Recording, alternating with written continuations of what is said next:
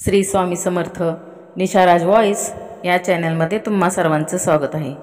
सर्वप्रथम सर्वांना श्री स्वामी समर्थ महाराजांच्या कृपेमुळे तुमच्या सगळ्या चांगल्या इच्छा पूर्ण हो अशी स्वामीचरणी प्रार्थना करते आणि आजच्या व्हिडिओला सुरुवात करते।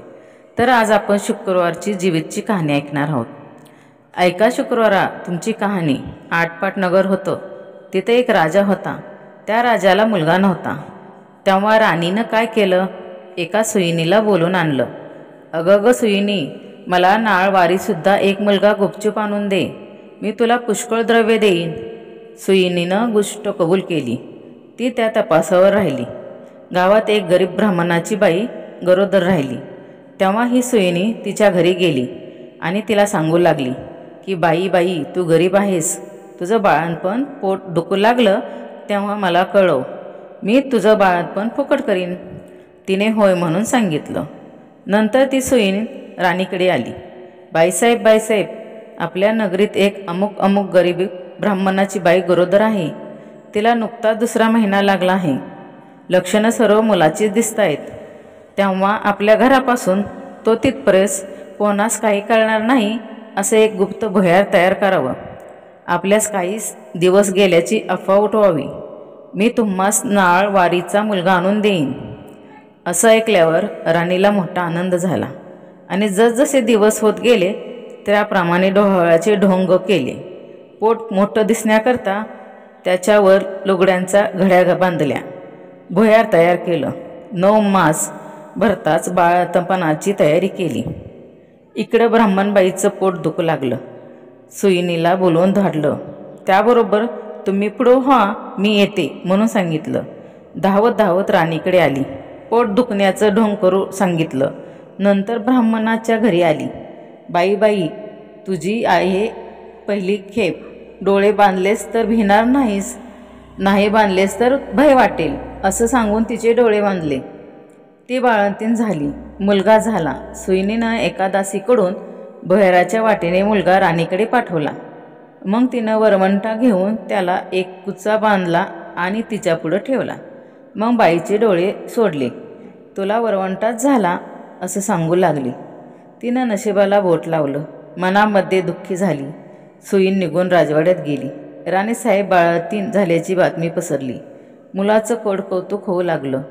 इकडे ब्राह्मणबाईनं नेम धरला, श्रावण मासी दर शुक्रवारी जीविताची पूजा करावी आणि नमस्कार करून म्हणावं की जय जीविती माते, आई जिथं माझं बाळ असेल तिथं खुशाल असो असं म्हणून तिनं तांदूळ उडवावे, ते ह्या मुलांच्या डोक्यावर पडावे।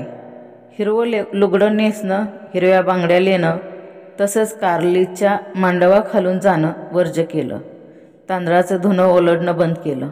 याप्रमाणे ती नेहमी वागू लागली। इकडे राजपुत्र मोठा झाला। एके दिवशी बाहेर फिरायला निघाला। त्या दिवशी ही न्हावून आपल्या अंगणात राळे राखीत बसली होती। तेव्हा याची नजर तिच्यावर गेली। हा मोहित झाला व रात्री तिची भेट घ्यायची म्हणून निश्चय केला। रात्री तिच्या घरी आला। दारात गाय वासरू बांधली होती। चालता राजाचा पाय वासरांच्या शेपटीवर पडला। वासराला वाचा फुटली। ते आपल्या आईला म्हणाल, कोण्या पाप्यानं माझ्या शेपटीवर पाय दिला? तेव्हा ती म्हणाली, जो आपल्या आईकडे जावयास भीत नाही तो तुझ्या शेपटीवर पाय देण्यास भिल काय? हे ऐकून राजा मागे परतला आणि घरी येऊन त्यानं आपल्या आईपासून काशीस जाण्याची परवानगी घेतली। काशीस जाऊ लागला। जाता एक ब्राह्मणा इथं उतरला। त्या ब्राह्मणाला पुष्कळ मुलं होत होती, पण ती 5वी-6वीच्या दिवशीच जात असे। राजा आला त्या दिवशी चमत्कार झाला। 5वीचा दिवस होता। राजा दारात निजला होता। सटवी रात्री आली आणि म्हणू लागली, कोण गो मेलं वाटेत पसरलं आहे? जीविती उत्तर करीते, अगं माझं ते नवसाचं बाळ निजलं आहे, मी काही त्याला ओलांडून देणार नाही। मुलगा आज जाणार म्हणून त्या मुलाचे आई बाप दोघे चिंता करीत बसली होती। त्यांनी हा संवाद ऐकला। इतक्यात उत्तर रात्र झाल्यावर सटवी जीविती आपापल्या रस्त्याने निघून गेल्या। उजडल्यावर ब्राह्मणानं येऊन राजाचे पाय धरले आणि तुमच्यामुळं आमचा मुलगा जगला, आजचा दिवस मुक्काम करा। अशी विनंती केली. राजानं ती मान्य केली. त्याही रात्री याचप्रमाणे प्रकार झाला. दुसरे दिवशी राजा चालता झाला. ब्राह्मणाचा मुलगाही वाढता झाला. काही दिवसांनी राजा काशीस पोचला. पुढं काशीत गेल्यावर यात्रा केली. गयावर्जनाची वेळ आली. पिंड देतेवेळी ते घ्यायला 2 हात वर आले. असं होण्याचं कारण राजानं ब्राह्मणास विचारलं. ते म्हणाले, घरी जा, साऱ्या गावातल्या बायका पुरुषास जेवायला बोलव, म्हणजे याचं कारण समजेल. मनाला मोठी चुटपुट लागली. घरी आला. मोठ्या थाटानं मामद केलं. त्या दिवशी शुक्रवार होता.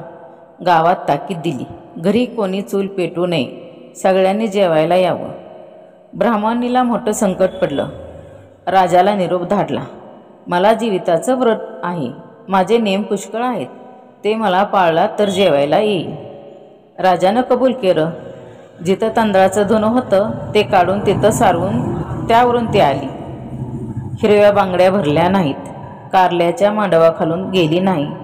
दरवेळेस माझं बाळ जिथं असेल तिथं कुशाल असो म्हणणे. पुढं पानं वाढली. मोठा थाट माट जमला. राजानं तूप वाढायला घेतलं. वाढता वाढता ही ज्या पंक्तीत बसली होती तिथं आला. तूप वाढू लागला. ईश्वरी चमत्कार झाला. बाईला प्रेम सुटून पान्हा फुटला. तिच्या स्तनातून दुधाच्या धारा फुटल्या. ह्याच्या तोंडात उडाल्या. तो हाताची तपेली ठेवून रुसून निजला. काही केल्या उठेना. तेव्हा त्याची आई गेली. त्याची समजूत करू लागली. तो म्हणाला, असं होण्याचं कारण काय? तिनं सांगितलं की ती तुझी खरी आई, मी तुझी मानलेली आई, असं सांगून सर्व हकीकत सांगितली. नंतर भोजनाचा समारंभ झाला. पुढं त्यांना आपल्या आईबापास राजवाड्यानजीकच मोठा वाडा बांधून देऊन त्यांच्यासुद्धा आपण राज्य करू लागलं. तर जशी जीवित तिला प्रसन्न झाली तशी तुम्हा हो ही 7 उत्तराची कहाणी 5 उत्तरी सुपल संपूर्ण.